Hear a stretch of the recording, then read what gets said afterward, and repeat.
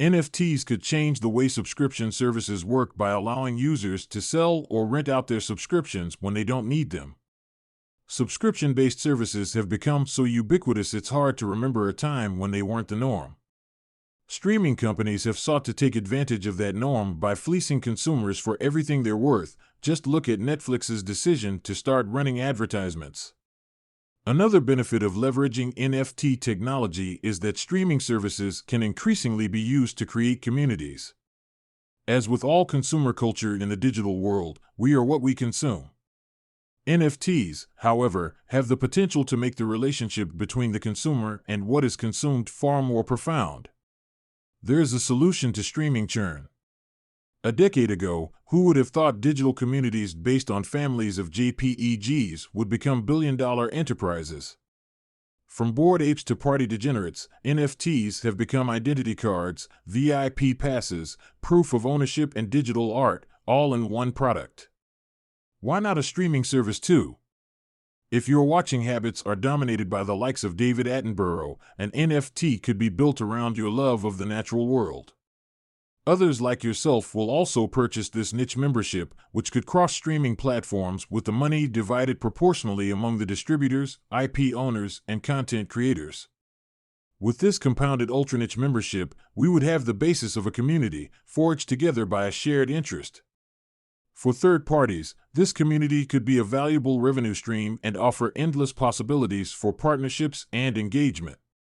This might include discounted museum and safari tickets, live-stream Q&As with top zoologists, and exclusive first looks at new David Attenborough programming. A membership product that appeals to niche interests will inevitably improve users' perception of the value of the streaming service because it becomes a part of their identity. The solution to a lot of the churn wars in the streaming sector is to turn subscriptions into memberships. In doing so, platforms can create strong and committed communities for all kinds of content creators. Staying ahead of the curve.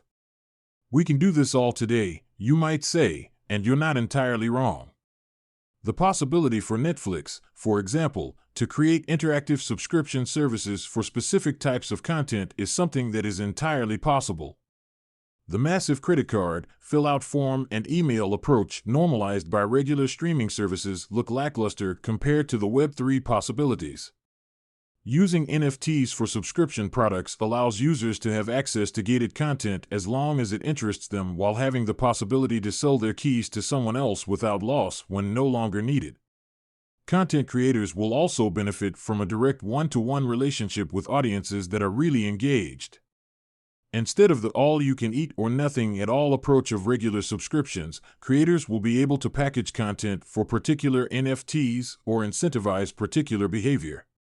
Maybe watching all episodes in a short time frame grants access to a bonus, or providing feedback for a season can give behind-the-scenes content. As consumers, we see transactional video on demand and a la carte purchasing going out of fashion. For services that want to stay ahead of the curve, it would be wise to begin considering the possibilities offered by Web3. Andrea Berry is the head of development for Theta Labs. This article is for general information purposes and is not intended to be and should not be taken as legal or investment advice. The views, thoughts, and opinions expressed here are the author's alone and do not necessarily reflect or represent the views and opinions of Cointelegraph.